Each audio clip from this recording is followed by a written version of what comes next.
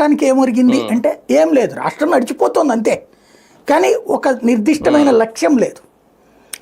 Like ఓ మహారాష్ట్ర స్థాయికి వెళ్తామా, ఓ గుజరాత్ స్థాయికి వెళ్తామా అంటే వెళ్తున్నట్టు భ్రమలు కల్పించుకుంటున్నాం తప్పించి ఏముండట్లేదు.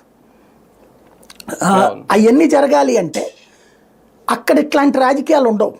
మహారాష్ట్రలో లేకపోతే తమిళనాడులో ఉండవు, లేకపోతే ఈవెన్ తెలంగాణలో కూడా ఉండవు ఇట్లాంటి.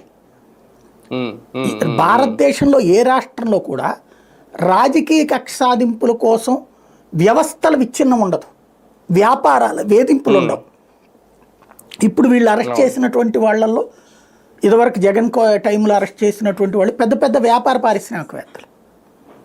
ఇప్పుడు అరెస్ట్ అవుతున్నటువంటి వాళ్ళలో ఇప్పుడు అతను ఎవరు, ఆ గోవిందప్ప,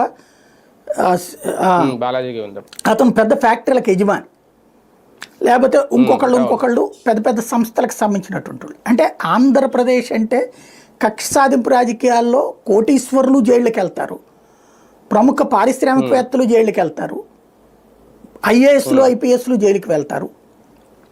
ఎవరికి సేఫ్టీ లేనటువంటి ఏరియా.